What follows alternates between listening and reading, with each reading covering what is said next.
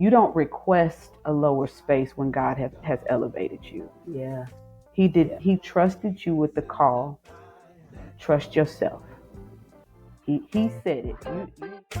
Let go. Welcome to Letting Go with Grace. I'm Dr. Tasha. And I'm Porcha. We're family. We want to share our relationship with you. This is a safe space where no topic's off limits. We're successful, ambitious women, wrapped in Black girl magic, and we're on a mission to have it all. Love, peace, and the freedom to be authentic. We let go of control and judgment, learning to give ourselves grace as we implement biblical principles to do life God's way. So Porcha, you ready? I'm ready. What about you? Are you ready? Ready to let go. If you're new here, welcome. We've been waiting for you. Everybody. Please like and subscribe. Put it in the comments. Let us know that you're new. Let us give you a shout out. And welcome to Letting Go. Yeah, and for all of you that are returning back with us, thank you so much for continuing to rock it out with us, participating on the calls. We love having your participation. So continue to comment, continue to share, get your friends in here. These are hot topics. These are things that everybody is dealing with on a day-to-day. So we love to have your participation. It really does help us help other people. So we're going to get into this topic. We got our journals. Yes. We got our life that we about to spill. Yes. And we got our coffee. We got our coffee because you got to have that. And let's roll. All right. So last week we did give you a challenge.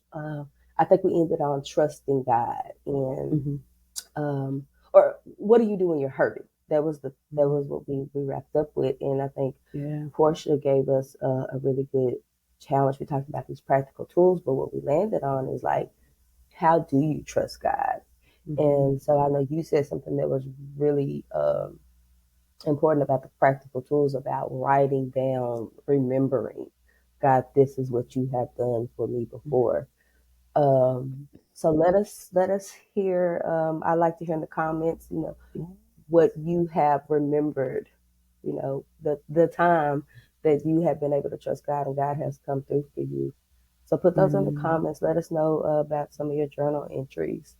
So let's get into it. Yes, let's get into it. I am like trusting God and remembering. I spent, early this week doing a lot of that. Just like sitting and reflecting. Because when life is going, you just tend to forget. It's so easy to get wrapped up in stuff and just not see all that He has done. Literally have to remind yourself of who He has been to you and what you have gone through and how much you've accomplished. We spend so much time in what is not done that we forget to thank Him for what actually is. So I've been in that place, remind me, God, of all the things that we have done together. Like, let me get out of this space where I'm doing things wrong and help me to remember all the things that we have accomplished in our relationship. Because that's what pushes you forward, Yeah. So how do you been in that place. Get to a place? Because what I'm hearing, like in this God first lifestyle, is that almost has to be like a practice, like part of the, like I think about, just anything else you do, lifestyle. Like there is a practice that we have to be intentional with doing. And so, what does that look like for you? Like, when do you get to the space where you like, oh, I haven't been practicing this? Oh, you used the word that I was like, that was at the top of my head, which was intentionality. But for me, practically, the routine of ensuring that I have incorporated God in my day, typically for me, is at the top of my day. And to be honest, even though I have the routine, so it's just like any other routine, right? You create this routine. The intent of the routine is to better something. So in some of my darkest moments, I needed a place where I could go and speak to God, and I created that space. I have a prayer closet. And wherever I live, I make sure I have that space. It's like it's a must have now. It wasn't like that in the beginning, but it is a must have now. So I have a routine. I get up, I do pretty much the same thing every day. But that is not the intentionality of it because that has become routine. So for Mm-hmm. people who don't have a practice, then the routine is where you begin, right? So, okay, well, what I want to make sure that I'm praying or at least engaging with God, much like you do any other relationship daily. I need to be able to say to myself, not to other people, but I need to be able to say that I have engaged with God in some form or fashion and I've given him some of my time. Yeah. Um, and it's better when you create a routine because at some point your body will remember because we're habitual creatures, right? So once the routine is created, then you're just doing it. Now, another piece of that is that once the routine is done and now it's automated, right? There's intentionality there because now you're just doing it. You're on auto. So you still got to be intentional. Like you can't, because if you do that, then you're still not fostering a relationship. You're just doing what you know to do. And Yeah. so I would say that that whole synopsis is what's important. But when you have the routine, God can work within your routine. So I've had that before where I've been kind of on auto and I'm just going in there doing my devotional, meditate, pray, get out just to say I was doing it. But he still has a space where he can reach me. And so Yeah. he's been able to do that because my routine includes him. Just like any other relationship, right? If you had a scheduled date night with your husband on Thursdays, at first it would be exciting to do, and you'd have to be intentional about doing it. But once the routine started, you'd have to be intentional about enjoying yourself. You know, That's yeah. That's so you know what true. I mean? And Mm-hmm. so it's kind of that. Or you and your husband can be at the restaurant sitting across from each other, not speaking because Mm-hmm. it's Thursday. But you're on date you night, yeah. But we ain't doing it, date night. Yeah. yeah. But and still now it requires intentionality within your routine because now we foster in our relationship. What are we doing with it now? So now you That's trying good. to now we need to talk. We need to do stuff that is fun. We need to, it's just it's a the relationship with God is just like a relationship you would have with you know Mhm. Yeah. any No, person. that's good. Um, and I think because I'm thinking about my relationship and my routine. And again, like you, it's important for me. Like I like to give God the first part of my morning, just because that's what works best for me. And as I say this, there is no judgment. You do what works for you. I know that we Absolutely. will hear people talk about what works for them, and then we'll try to hop on their time, and it may not work for us. Correct. But what I've realized lately, like if I guess what I'm realizing is maybe every time I'm looking for the big download, Mm. right? Mm-hmm. And when I talk Mm-hmm. about the big download, it's just like some revelations. Like I'm looking for answers and I'm looking for God to connect dots for me and help me make sense of what He's asking me to do. Or, um, like, okay, what is the best way? That's, I'm seeking, like, what is the best way to do this? Mm-hmm. But what I realize is about me and God's relationship is, because I listen to other people, like, I go and pray, and then, in prayer, God is talking to me, and I'm like, yeah, that don't happen for me. Like, I don't get the downloads unless I'm in prayer. Like, I got to be like 2-3 hours in because that's just how I'm learning about myself that I am really, and like things need to make sense to me for me to, I need to be able to teach it. And if I can teach Mm-hmm. it, I can live it. And so when I get a download, my download automatically comes in how can I teach this? Mm-hmm. Because then it helps me understand how to translate it in my life.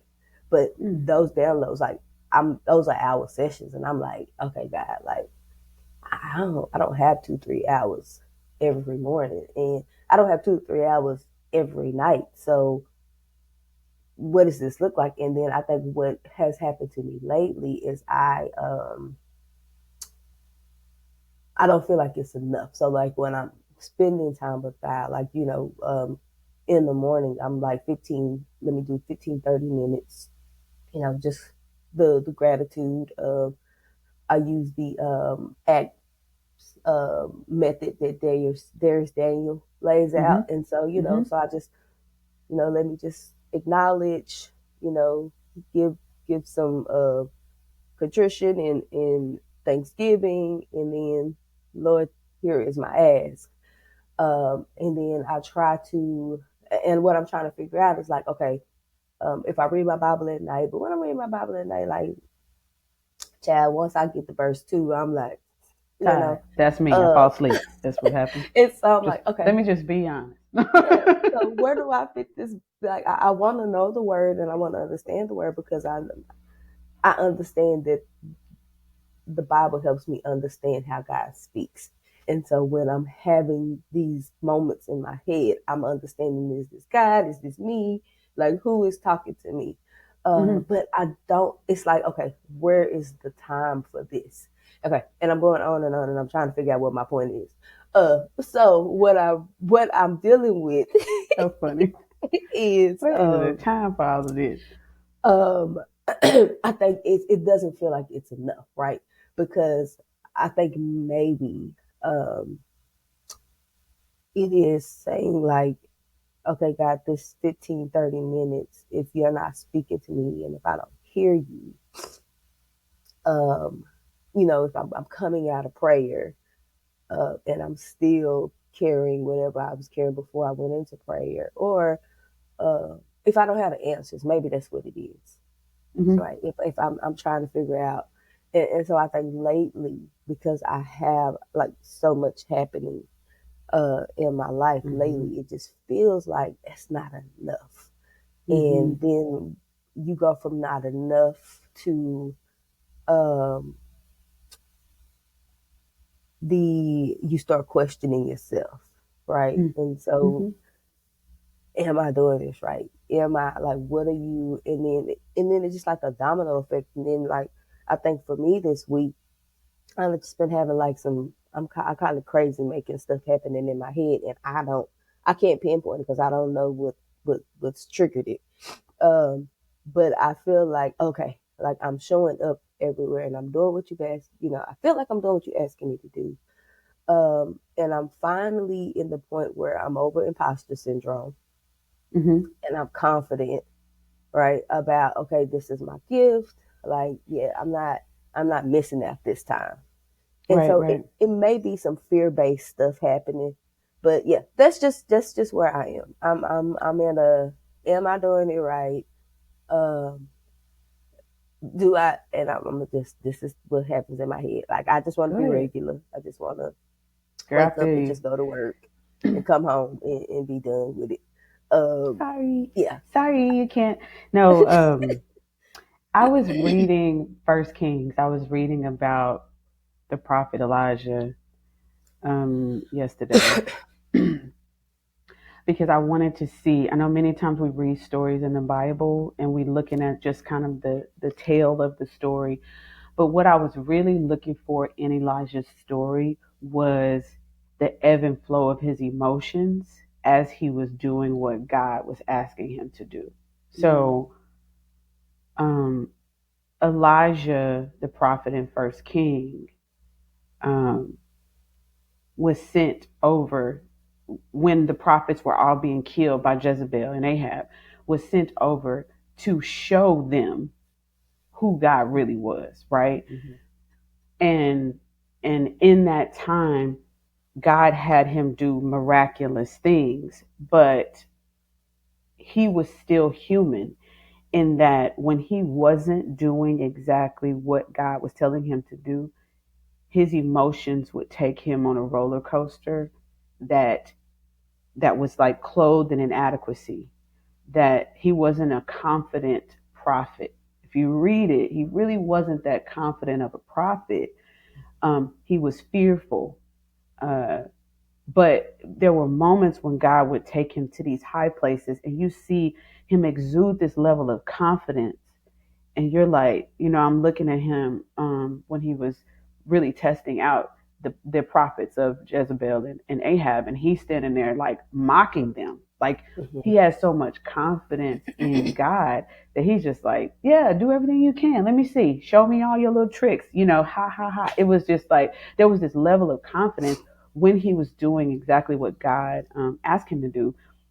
it was like God would level him up with his Mm. confidence so that he would be Mhm. able to do what he asked him to do in fullness.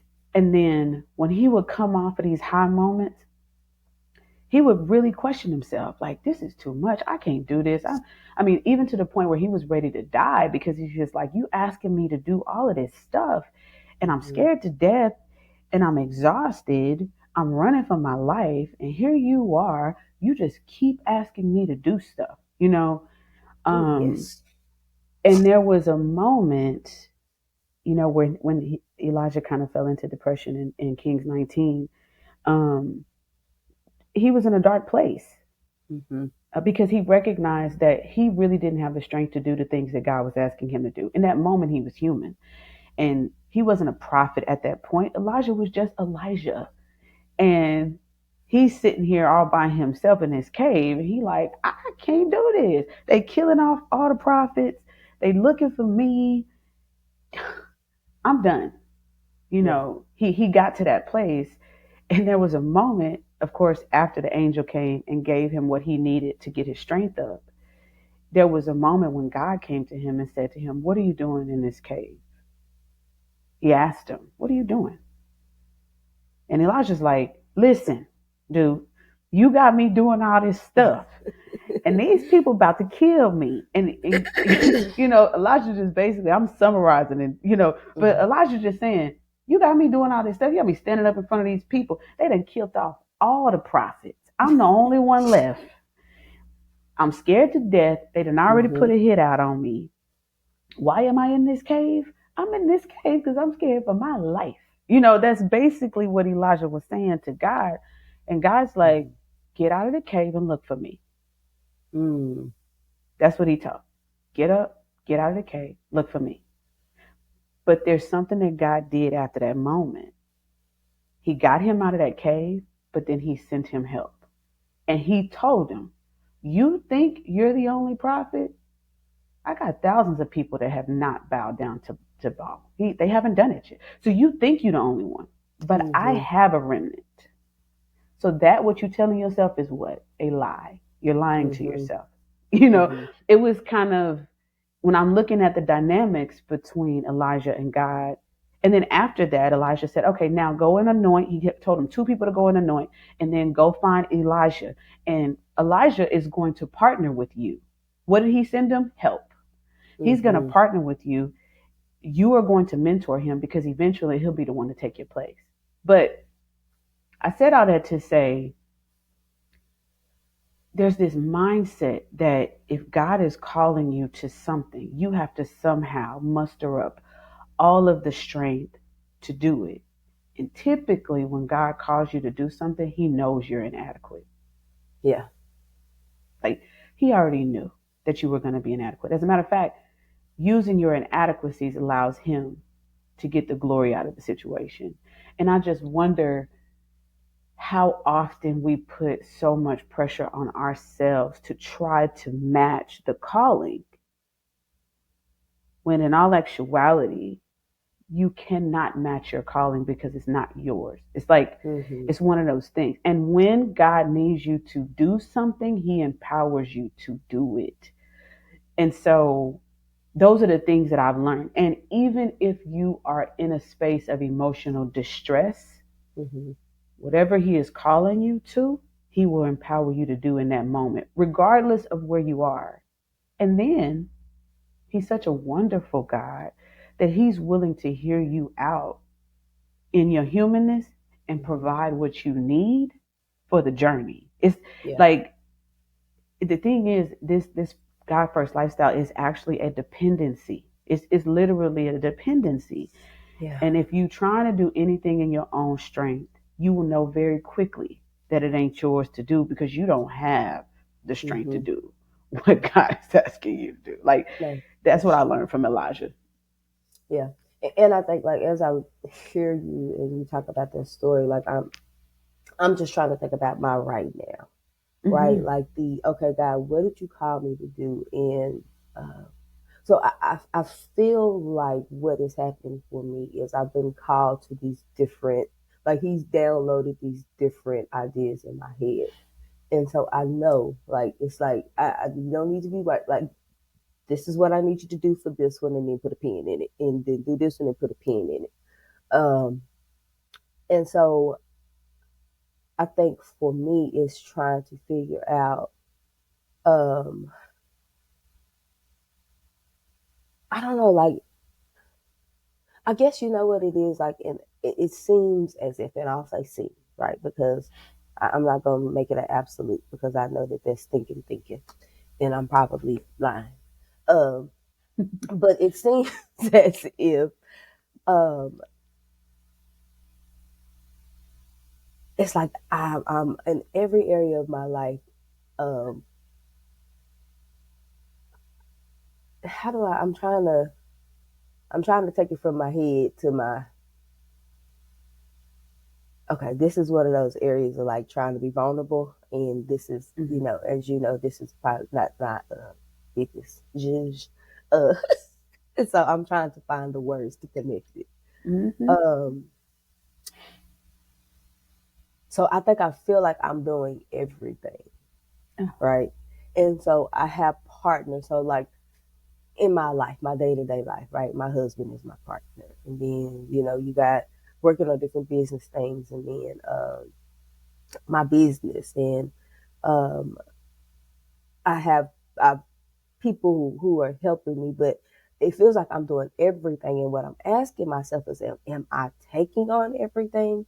Because I've been trying to be really diligent about delegating things, right?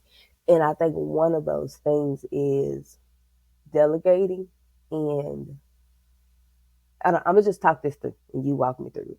no, go for it. Delegating things, and then feeling as if, so it's almost like, okay, this is the baby, right? Mm-hmm. And this is how I take care of the baby.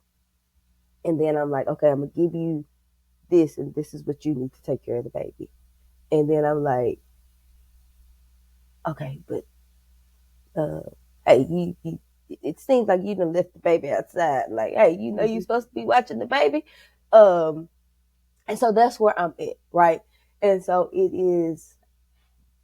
I know that it's important that I have to delegate, and I can't do everything in my own strength, and I don't want to do everything in my own strength. And I think the fear is, I wrote down yesterday, like the fear of the what if, right? Like I remember missing it in my 20s because I was so scared that I'm not capable. I can't do this. God, you asked me to do something. And then you see somebody doing what God told you to do, and you like, okay, how did I miss that? And so I think this time it's the fear of like, I don't want to miss another time, Mm-hmm. right? Mm-hmm. I don't want to be in a place where I'm so scared that I'm gonna miss another time, right? And I'm like, God, we've been through 4 years. Let's count the 3 years of the master's program. And what you've taught me through that is that I can do all things through you. And so Mm-hmm. that's what that confidence is. But then there's also a fear of what if I miss it? And it's important to me, but not the same level of importance to everybody else, right? Mm-hmm. My marriage is important to me, but and I'll say and there's some assumption in there, right? That Mm-hmm. and maybe because the assumption is I feel like there's some needs that I have that aren't being Right. met. Right. And Mm-hmm. so I'm having to figure out how to meet my needs, how to make sure everybody else good, how to make sure business good. And then it's like, all right, here I am. And like, it's the tottering of, you know what? Be like Elijah, I'm about to get in this cave and I'm going to just Uh, chunk everybody to deuce and y'all figure it out. I got you like, Uh, yeah. yeah. And yeah, I'm good. Yeah, it's the balance of the hats. That's the first thought that came in my mind. Well, not necessarily first thought. So like the imagery about the baby, when you think about a mother with her first child, she's going to be very particular about who holds her baby, about how they hold her baby. Mm-hmm. you know, if you get to feed the baby or not.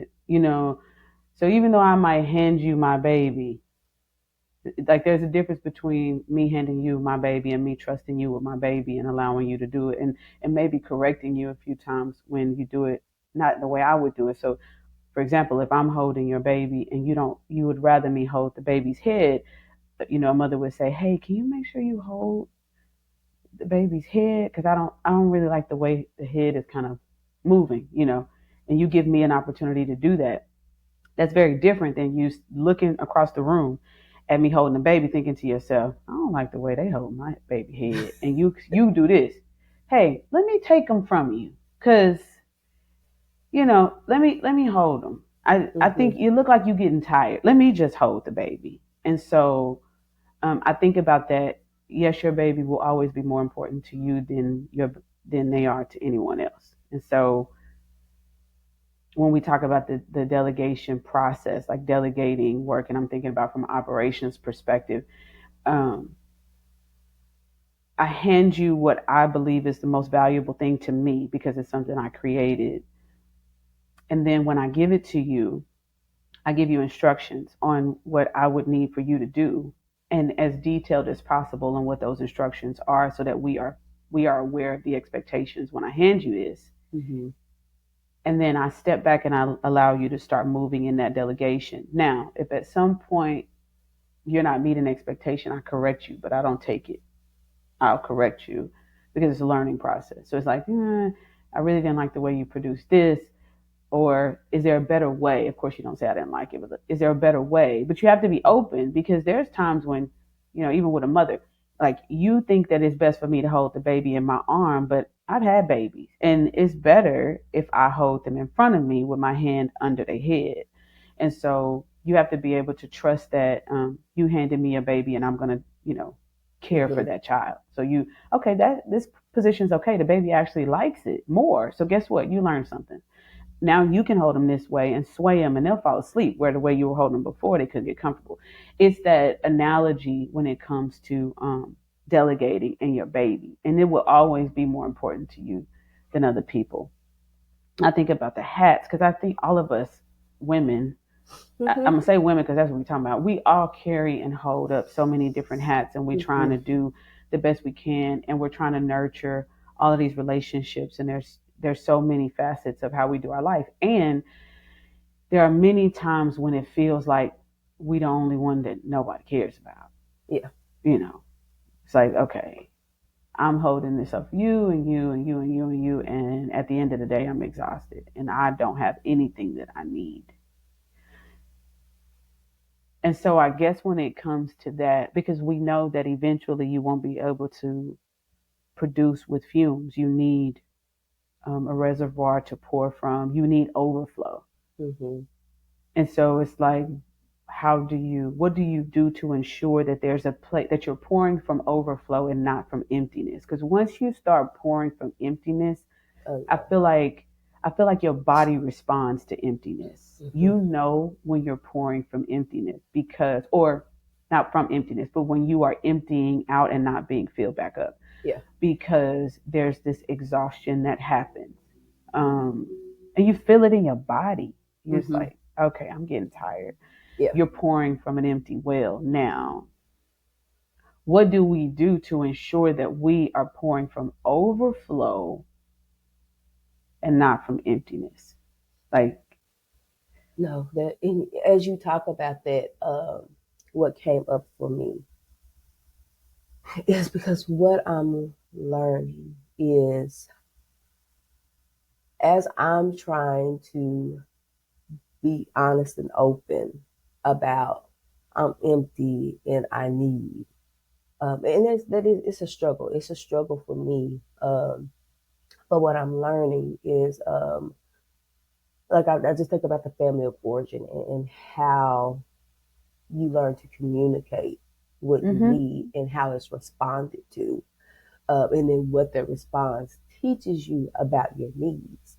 And so I think, so we've been trying to plan my dad's 80th birthday, and just stuff keep changing, and and I'm like, and I'm just trying to be on the yes train, because I know, like, you know what? Yes, it's easy for me in this season of my life. Like I'm usually the one who interjecting it. We need to, I'm like, okay, I'm not gonna be the little sister this time. Just okay, Right. what I need to do, cool. Yes, and keep it moving. My time is valuable. Mm-hmm. Um, but what I'm learning, right? Because like I will do a task, and this is my perspective. I'm gonna say that as well. I will do a task, and then it'll get changed. And so like now I'm at the end of everything, right? But like I'm feeling like, okay, I'm at the end. And so now I'm saying, hey, you know what? I feel like it's really unfair to keep like ain't nobody calling me and putting me into the, the conversation. And I've spent this time that I did not have, but I made it because it's, this is a priority for me. My daddy celebrated my daddy's prior. So I made this time, and then you changing things, right? So hey, like that affects me. It feels unfair to me. I feel like I'm not being considered. Mm-hmm. Um, and I get that you got things as well, but I need communication. And so Mm-hmm. what I learned through that experience is that I think as I am trying to, and even in my marriage, as I try to figure out how to put the words to my needs, right? And it's a skill that I'm having to learn, right? Because I think what I've been taught is that you don't voice your needs. You Mm-hmm. just keep going. You And just do it. so as I'm trying to articulate like, hey, this is where I'm at for me, this is what I feel. Yes, I know it sounds crazy, and I'm trying to get these words out, and I'm trying to figure it out as I'm trying to talk to you. Um, my experience is that people then take it as criticism. And when they take it as criticism, I'm getting this fire back. And then what that's telling me is it's not okay to voice that. Mm-hmm. And then the confusion continues. And so Right. now either I'm not voicing my needs, or I'm still struggling with being able to say, this is what I need.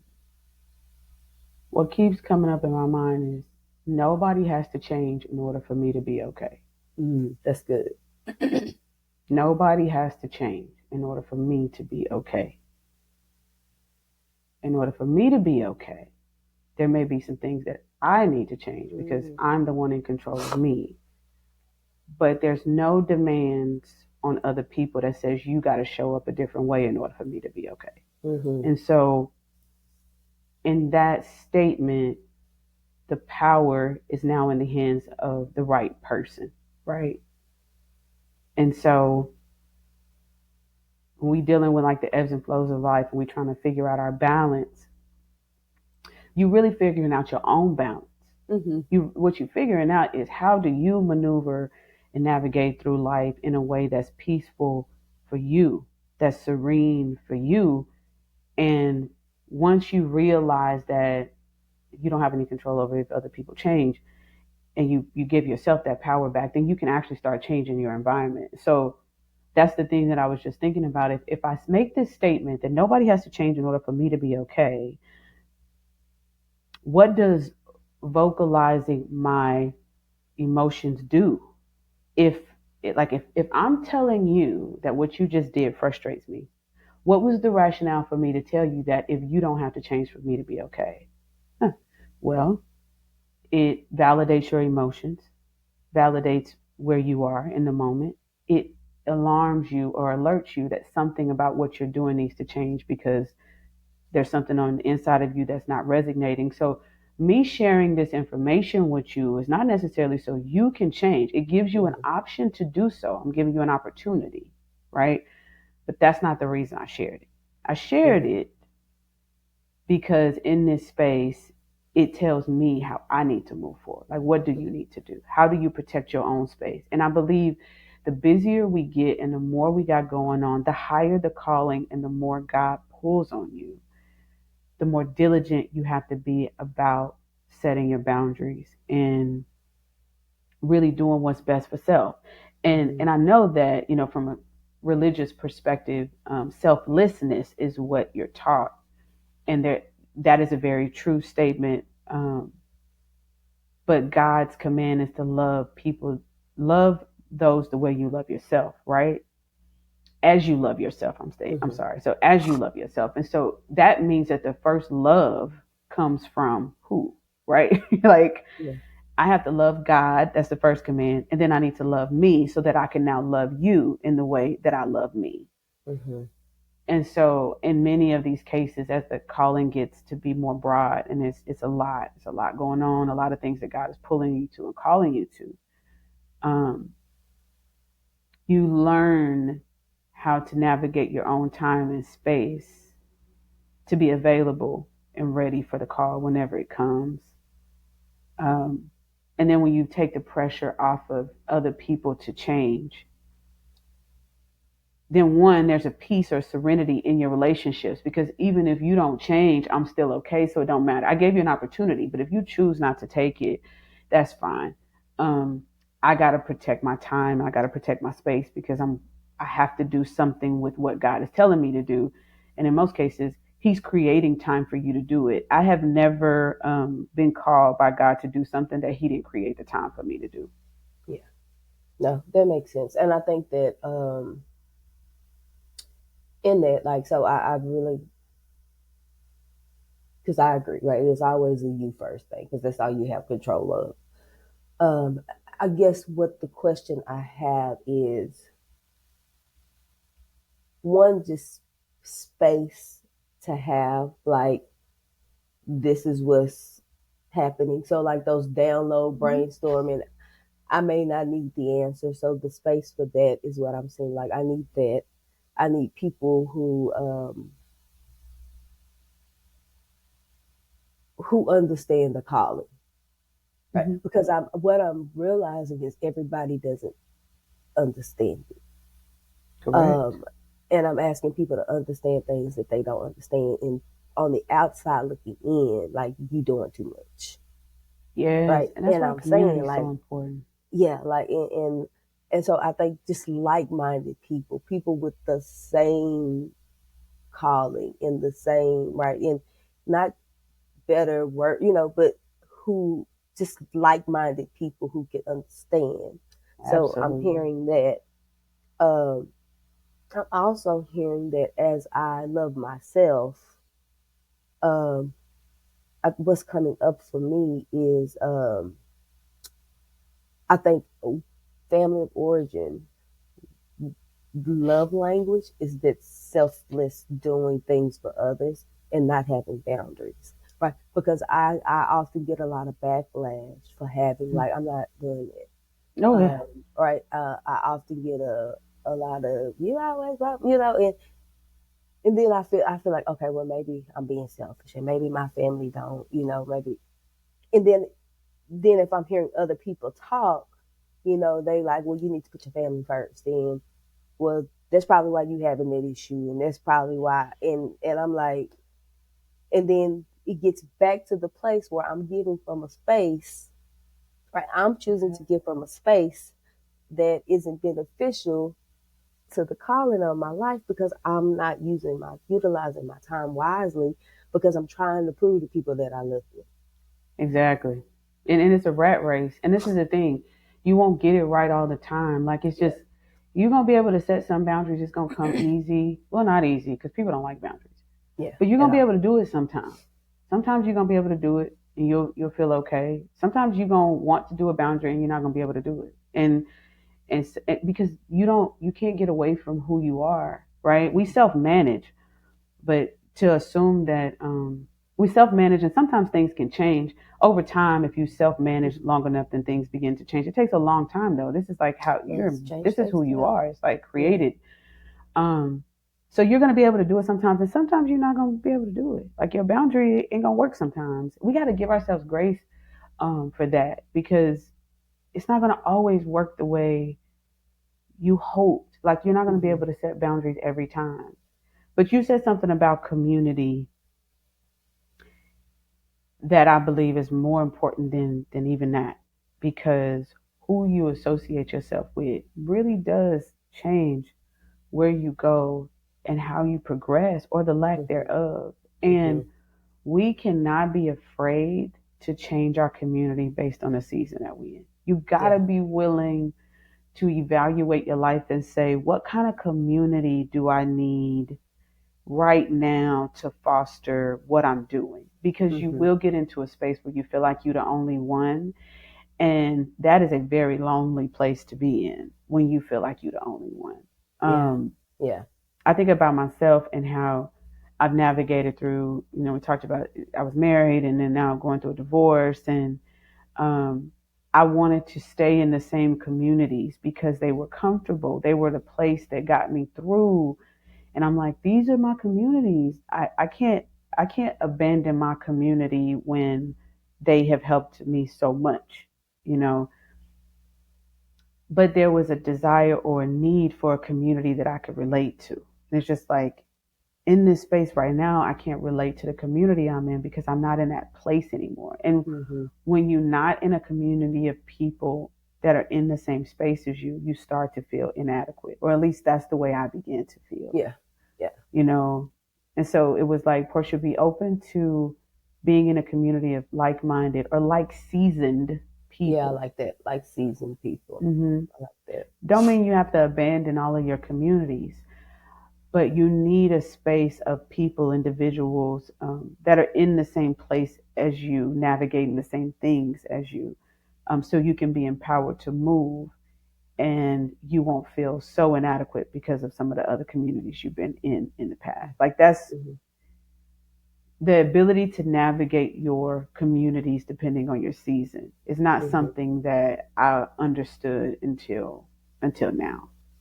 Yeah, and I think that that's helpful, especially like so now I'm talking to my entrepreneurs and my it is the C-suite executives and Yeah. who are wives and mothers, and you got all of this stuff going on. Like I'm trying to like what do I wish I had? Like those are the Hmm. questions that are coming up. Because I think a lot of times we put a lot of pressure on that one relationship, which is probably our marriage, and so we are asking our husbands to be all encompassing. And 9 times out of 10, I know in my situation, my husband be looking at me like, "Girl, you got a lot going on," Right.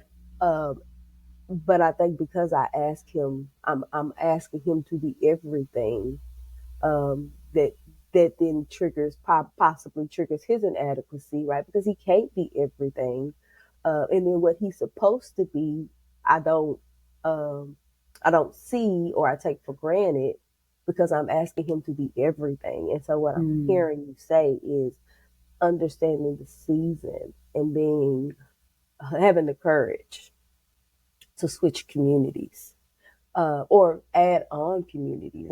And I'm saying add on. And when I'm saying that, like my heart is racing because I'm like, girl, what I'm gonna put? But I don't have no more Well, I'm gonna time put to up see another nobody community. else. Yeah, I ain't got time uh, for no more communities. Yeah. and so it may have to be like an exchange, like where do I spend this time? Because I understand that there is something that needs to be poured in, and that is this like seasoned people who understand, people who are speaking the same language, so that when I'm in the room, I'm also I'm not the only one feeding, and I'm being fed, and we're at a place where we are feasting together, and it's like, yes, I get it, and then this is how we keep the traction. And so Hmm. yeah, I guess like that is something like on this journey. Um, like I wish I had like a book that could like be like step one on the journey to entrepreneurship, right? Kingdom Right. building. Step two to when you answer the call. This is Yes. what Oh my it's gonna look gosh. as a wife, Can you as a blueprint it for me? mother. Shoot. Yes, like Yeah. step three. And so like I really wish I had these things to be able to say like, and I can say like when we started this call, like I was checking my level of anxiety, and it was, I would probably say I'm probably was probably at an 8, right? And what I believe about anxiety is that anxiety you do anxiety or exist when there's a part when you are not operating authentically. Mm-hmm. right? So I call it the identity crisis. Like when there's a part of me that is in crisis because I feel like I'm not just operating from a space of authenticity. Uh, and so that is what's happening. And so I think right now in this moment, I can kind of feel it dying down because it's like, okay, there's hope. Like Oh, absolutely.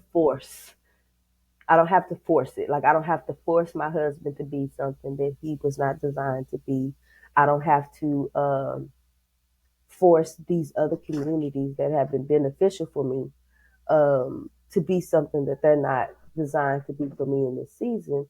But I have options, and I think that that's what it goes to giving Mm-hmm. yourself options. Options. Because when you run out of options, you come to the end of yourself, right? And Yeah. God is saying, like, um, I feel God saying, like, that's because you operating from your own strength. Yes. Right?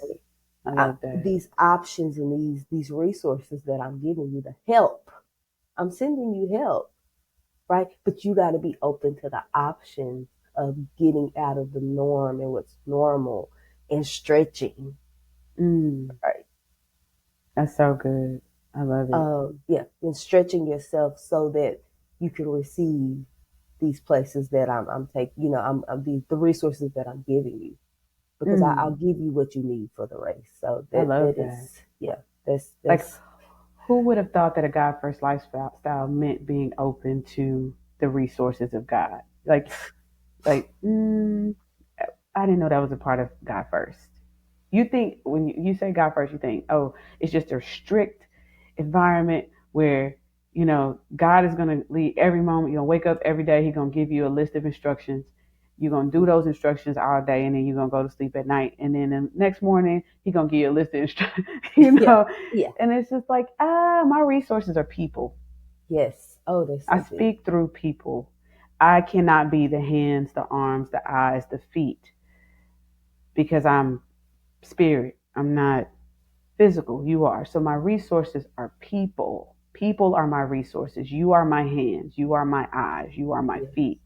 You are my arms. And I have a lot of them, billions of resources all over that's the good. world. That's good. So, Yeah, yeah. and And I instead of think, trying to make the people in your life currently the resources, right? Like that's a lack, that's a, what is that scarcity mentality? mindset. Yeah, Scarcity mindset. If yeah. I got back to what he told Elijah, I got thousands of people that haven't kneeled to Baal. I got billions of people in this world with billions of every person has another resource. Every Mm-hmm. individual I've given something. When you tell me that I am only confined to the three people that are sitting around you, that's scarcity. Yeah, You see what I mean? It's just like like, it's fear, right? Because you it's just, fear. yeah, it's Yeah, fear. it You just is. holding And he's on to saying the. my resources are unlimited. Why? Because people are. There's billions of people all over the world. That's good. Don't limit yourself to the three people that you've been around all your life. If your season changes, your resources do also. You cannot Mm, be afraid of your resources changing. that's good. Oh, that hit me right. And let me tell you why. I'm gonna tell you why most of the time I'm afraid. Because usually when you get a new resource, you come in at the bottom, Mm-hmm. knowledge wise, like you come in at the bottom. So there it's twofold, right? So you You're a holding student. on, yeah. And that's my, like that is my slogan for life. I'm always a student, but when I'm asked 100%. to go back to the student seat, I'm like, wait a minute, I You are just a got student. this, Jesus. You're look, you're a student of the next level. Yes, You're a student of the next level. You may be an expert of the level you just left, but you're a student of the next level. And every step you go from, it's just like high school, you're at the top, you get to college, you're at the bottom. These people have been yeah, here for a long time. And so you have enough expertise to feed the people that have not quite reached that, but you're always being fed because you're still a student of the folks ahead of you. Like yeah. that's but the limited mindset of God can only use a certain amount of people Hmm. to get me where I need to go. I mean, you can search through Old Testament. There was constantly God saying, "Hey, go to this city and tell this Hmm. person. Go to this Hmm. city." Like, I Go don't get know the these people. donkeys, right? I That just think about part. Paul. Say, go See, get the donkeys. They my gonna be. resources are they're unlimited. The people in this world are my resources, and they're all over the place, and they have all kinds of knowledge and expertise. I've taught them. I've crafted them. I mean, you got to be That's good. willing to get To go out to the there yeah, and get these resources. They out yeah. there. They are, Yeah. and a lot of times you got to, yeah. No, that's good. That's good because I think right now it is the because I think you give yourself an option, right? Like maybe this ain't what I'm called to. Yeah. Like that's what you automatically go to. Maybe I'm doing too. Maybe I am doing too much. Like maybe everybody right. Maybe I am doing too much, and maybe God, you ain't telling me to do all of this. And so like that's where I go first. Like I'm like, okay, God, did you really call me to this? Like so now my prayer time is, did you call me to this? Like, am I being obedient? Am I in your will? But what I'm hearing, right, is my prayers need to be a little bit different. Like Hmm. so I'm hearing, give me the courage, help me understand that by being a student does not negate the knowledge that I have, but this Hmm. is a stretching period. I don't have the tools, right? Somebody already has the resources, and I don't have to reinvent the wheel. But that's what I'm trying to do. So I'm trying to make everybody else in my current space be Become. the resources I need so that I That's can how get it to the works. next level instead of Yeah. saying I need to shift, which means that I may have to leave some spaces, and that's Exactly. okay. That's Um, okay. and that is okay. But there are people who already have the tools, like they just waiting for me to show up. Um, and the crazy thing is I love to learn. Like that's, that's on my top. Hmm. You ask somebody what I'm doing, Yeah. like my counselor be like, girl, I'm gonna need you to do something other than reading. I don't know if that's self care. And I'm like, the lies you tell, I love to read. Listen, So the no, the that's best leaders in the world have surrounded themselves with experts. They are yeah, not an expert, but they surround themselves with people who are. The best leaders in the world recognize and understand that they only work from a certain percentage of their own brain. mm-hmm. Therefore, they cannot know everything. No, and So that's the good. goal in leadership is not to know everything, but to utilize the resources by surrounding yourself with people who do know. Yeah, You don't have to know everything as a leader. Do you need to understand it? Yeah. You yeah, know, me as a leader, I want to be able to have a conversation, an intellectual conversation to understand what you're saying. Do I need to mm-hmm. know how to do the ins and outs? No, because I'm the Mm-hmm. leader. That's not what I'm Mm-hmm. here for. What I'm here for is to empower you to do the To best do work in your area. that's Okay, it it. goes back to, the body and the spirits and the gifts and talents that God gives each individual Mm-hmm. person. Mm-hmm. The body is made up of many parts, and me as the head does not know how to or need to know how to work my finger. My finger needs to know how to do its own job. Yes. See what I mean? Mm-hmm. All of it just kind of flows together, and it's just like you don't have to be the expert of your toe. You need to understand what your toe is doing, but you don't Yeah. have to know how to do it. Like, we're all part of one body. Our Yeah. resources are people. Don't ever forget that. And God Yeah. has And billions of them. yeah. I'm grateful. I'm grateful for a space where I can just tease it out and have a conversation, and not and people not taking it personal. Mm-mm. Like I'm grateful for having this space.